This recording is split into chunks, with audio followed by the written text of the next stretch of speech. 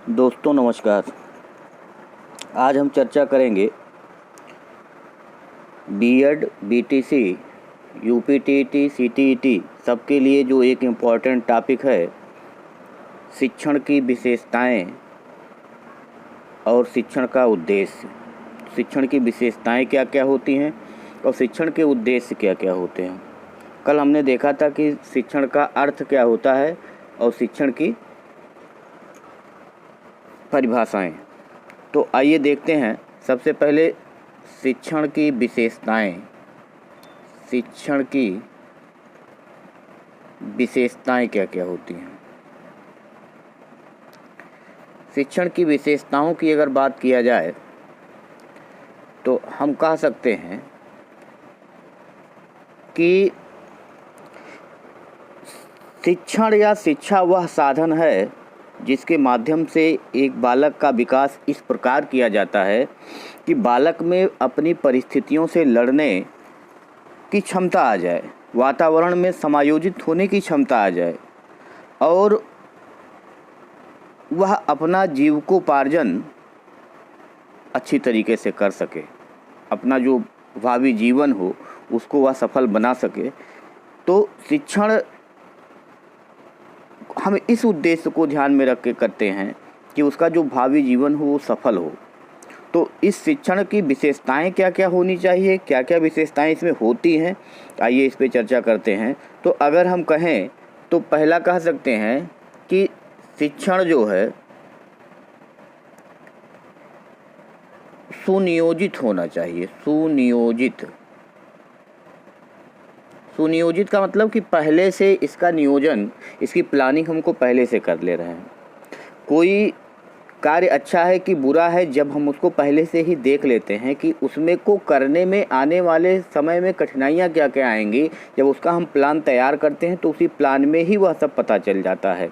और किसी भी कार्य की सफलता निर्भर करती है कि हम प्लान कैसा तैयार करते हैं। अगर हम प्लान नहीं तैयार किए तो हमको पता ही नहीं है कि आगे आने वाले समय में हम इसकी कार्य योजना क्या होगी, करेंगे क्या, कोई उसका तरीका नहीं होगा, तो उसके सफलता की गारंटी भी कम हो जाएगी। तो किसी भी काम के लिए सबसे पहला जो ज़रूरी है वह है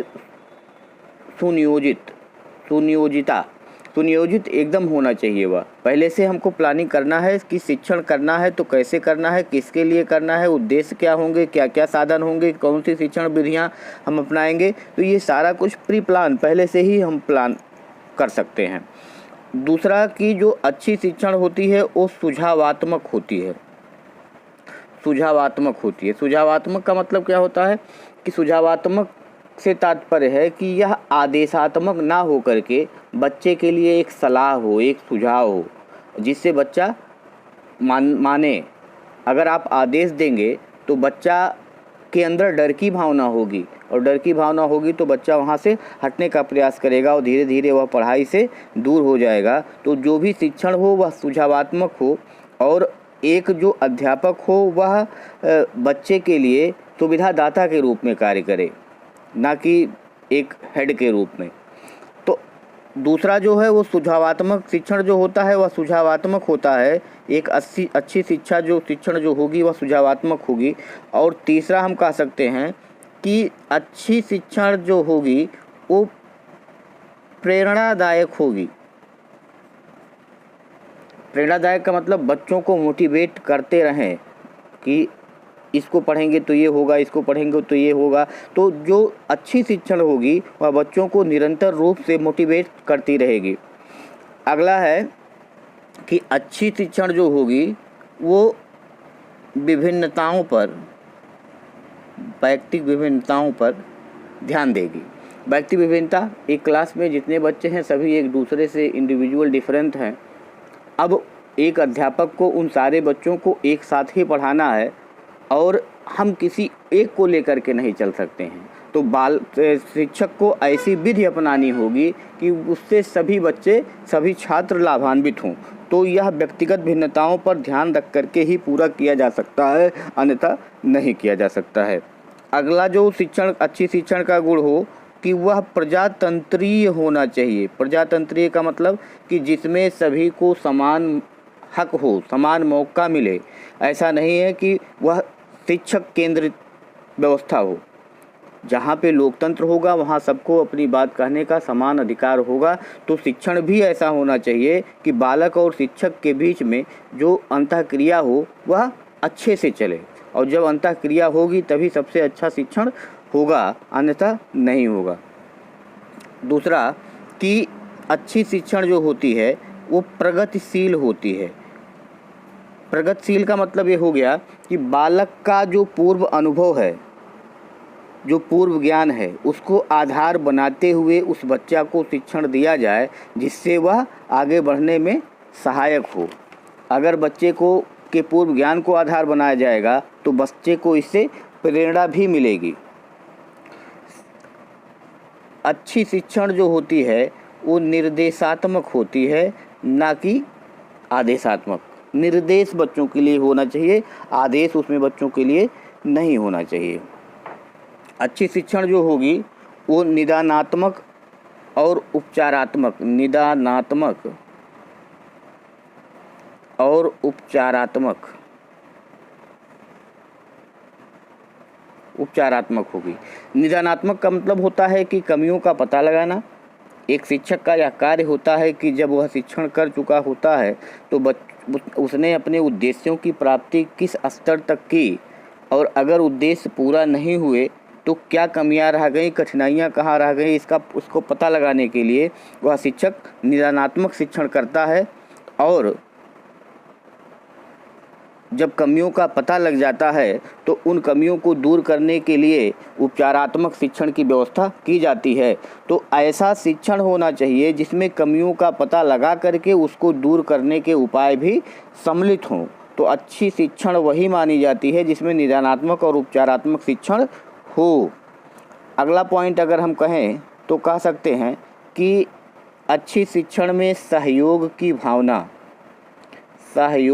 भावना, एक दूसरे का सहयोग जब तक नहीं होगा तब तक शिक्षण के जो उद्देश्य होंगे वो पूरे नहीं किए जा सकते हैं। फिर कह सकते हैं कि अच्छी शिक्षण जो होती है वो बालकों में आत्मविश्वास पैदा करती है। अच्छी शिक्षण जो होती है वो बालकों में आत्मविश्वास पैदा करती है। अगला पॉइंट हम कह सकते हैं कि अच्छी शिक्षण जो होती है वो ज्ञान का उचित मूल्यांकन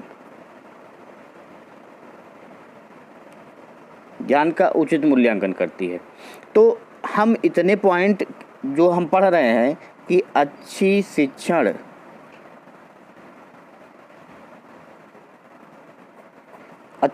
सुनियोजित होती है, अच्छा शिक्षण सुझावात्मक होता है, अच्छा शिक्षण प्रेरणादायक होता है, अच्छा शिक्षण व्यक्तिगत विभिन्नताओं का मतलब व्यक्तिगत विभिन्नताओं, इंडिविजुअल डिफरेंस, विभिन्नताओं पर ध्यान दे करके किया जाता है।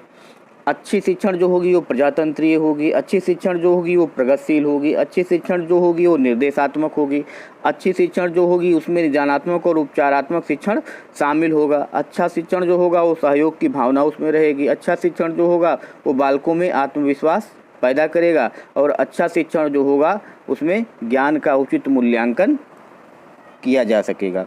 तो ये हो गया अच्छी शिक्षण की विशेषताएं। आगे देखते हैं कि शिक्षण के उद्देश्य क्या होते हैं। शिक्षण के उद्देश्य, शिक्षण क्यों किया जाता है और किस उद्देश्य को आधार बना करके शिक्षण किया जाता है, आइए इसको देखते हैं।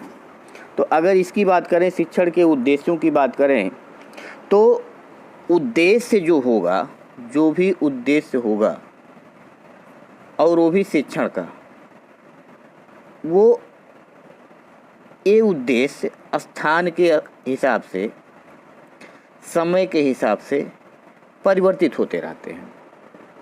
जो भी उद्देश्य शिक्षण के होंगे, यहाँ का उद्देश्य कुछ और होगा, किसी शहर का उद्देश्य कुछ और होगा, जहाँ शहर में फैक्ट्री लगी होगी उसके आसपास के बच्चों को पढ़ाने का जो शिक्षण का उद्देश्य होगा वो कुछ और होगा। तो जहाँ पे जैसी व्यवस्था है, सामाजिक व्यवस्था है, वहाँ पे शिक्षण उसी अनुरूप ढाला गया है। तो जो उसके उद्देश्य होते हैं वो समय, स्थान और काल के हिसाब से परिवर्तित होते रहते हैं। तो जब शिक्षण के उद्देश्यों में परिवर्तन हुआ तो शिक्षण की विधियों में परिवर्तन हो जाएगा, शिक्षण की प्रविधियों में परिवर्तन हो जाएगा, शिक्षण की तकनीकों में परिवर्तन हो जाएगा। मतलब तब जब उद्देश्य परिवर्तन हुआ तो सारी चीज़ें जो उससे जुड़ी हुई हैं वो परिवर्तित होती चली जाएंगी। तो हम कह सकते हैं कि शिक्षण का जो उद्देश्य होता है वो स्थान और समय के हिसाब से परिवर्तित होता रहता है, इसमें परिवर्तन आता रहता है। और जब इसमें परिवर्तन आएगा तो यह शिक्षण की विधियों में भी परिवर्तन करेगा। जब उद्देश्यों में परिवर्तन होगा तो शिक्षण की विधियों में भी परिवर्तन करना पड़ेगा, प्रविधियों में भी परिवर्तन करना पड़ेगा, शिक्षण की जो तकनीकें हैं उसमें भी परिवर्तन आएंगी। तो जब उद्देश्य बदलेंगे तो इन सारी चीज़ों में भी परिवर्तन आना शुरू हो जाएगा। तो शिक्षण के उद्देश्य, समय और काल, जो प्राचीन काल में शिक्षण के उद्देश्य थे वो आज नहीं है। प्राचीन काल में शिक्षण के उद्देश्य कुछ और थे और आज शिक्षण के उद्देश्य कुछ और है। प्राचीन काल में शिक्षण करने की जो विधि थी वो कुछ और थी, आज शिक्षण करने की विधि कुछ और है। तो समय के अनुसार उसमें परिवर्तन आता चला गया है। तो अगर शिक्षण के उद्देश्यों की बात करें तो हम सबसे पहले कह सकते हैं कि शिक्षण का जो उद्देश्य होता है वो छात्र के जीवन को जीवनोपयोगी बनाना, जीवनोपयोगी, उसको ऐसी शिक्षा दी जाए कि जो उसके जीवन में उपयोगी हो, उसको ऐसा ज्ञान दिया जाए कि जो उसके जीवन में उपयोगी हो। यही शिक्षण का सबसे प्रथम उद्देश्य हो गया। ऐसी शिक्षा दी जाए जिससे उसमें आत्मविश्वास पैदा हो, उसके अंदर आत्मविश्वास आए और वह हर कार्य, हर कठिन से कठिन कार्य करने की क्षमता उसके अंदर हो और वह अपने वातावरण में समायोजन करने का प्रयास करे और उसमें वह सफल हो। अगला अगर शिक्षण का उद्देश्य हम कहें तो कह सकते हैं कि शिक्षण जो है, शिक्षण का उद्देश्य सीखने के लिए छात्र को प्रोत्साहित करना है।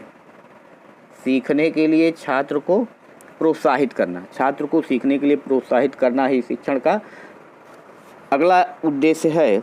इसके बाद हम कह सकते हैं कि जीविकोपार्जन के लिए उस छात्र को तैयार करना, यानी कि उस छात्र को स्वावलंबी बनाना शिक्षण का उद्देश्य होता है। उसके अंदर नेतृत्व क्षमता का विकास करना, उसके अंदर नैतिक व सामाजिक मूल्यों का विकास करना, नेतृत्व का विकास करना और उसके अंदर नैतिक व सामाजिक मूल्यों का विकास करना। उस बच्चे को स्वास्थ्य व स्वच्छता तथा अपने परिवेश के प्रति जागरूक बनाना। शिक्षण का ये भी उद्देश्य होता है कि बच्चे को कि अच्छे स्वास्थ्य क्या होती है और अच्छा स्वास्थ्य प्राप्त कैसे किया जा सकता है, इससे परिचित कराना, स्वच्छता से परिचित कराना तथा उसको अपने उस परिवेश के प्रति जागरूक करना जिस परिवेश में वह रह रहा है। अगर वह परिवेश से परिचित नहीं है तो वह उसमें अच्छी तरह से समायोजन नहीं कर पाएगा। बच्चे का उचित मार्गदर्शन करना ये शिक्षण का उद्देश्य होता है। बच्चे का उचित मार्गदर्शन करना ये शिक्षण का उद्देश्य होता है। बच्चे में रचनात्मक दृष्टिकोण का विकास करना, रचनात्मक दृष्टिकोण का विकास करना। बच्चे जो शुरुआत में उनके अंदर जो कल्पना शक्ति की क्षमता होती है कि बच्चों को परियों की कहानी बड़ी अच्छी लगती है, लेकिन बच्चे उसमें बहुत ज़्यादा सोचते भी हैं और सोचने से उनकी होती क्या है कि तर्क की क्षमता जो है वो धीरे धीरे करके बढ़ जाती है और उसमें रचनात्मक दृष्टिकोण का विकास हो जाता है और उनमें सृजनात्मक क्षमता आ जाती है। और कह सकते हैं कि वातावरण के साथ समायोजन करना सिखाना, वातावरण के साथ समायोजन करना सिखाना ये शिक्षण का उद्देश्य होता है। तो हम कह सकते हैं यहाँ कि शिक्षण के जो उद्देश्य हैं उसका जो सबसे मूल उद्देश्य आज का जो है, इस समय का जो उद्देश्य है कि उसको जीवनोपयोगी बना करके उसको जीविकोपार्जन के लिए उस बच्चे को तैयार करना, ये सबसे बड़ा उद्देश्य आज का है। और बाकी उसके अंदर बहुत सारे गुण, जैसे नेतृत्व का गुण है, नैतिक गुण है, सामाजिक गुण है, उसके मानसिक शक्तियों का विकास करना है, उसके शारीरिक क्षमताओं का विकास करना है, उसमें उसको सृजनात्मक बनाना है। तो ये सारी चीज़ें भी हैं, लेकिन जो आज का महत्वपूर्ण जो उद्देश्य है वह केवल इतना है कि जीविकोपार्जन हेतु उस बच्चे को तैयार करना और उसको वातावरण के साथ समायोजन करने के लिए तैयार करना, ये आज का मुख्य उद्देश्य है अगर शिक्षण की दृष्टि से इसको देखा जाए तो। आज के लिए बस इतना ही। आप चैनल को लाइक करिए, सब्सक्राइब करिए और वीडियो को शेयर ज़रूर करिए। धन्यवाद।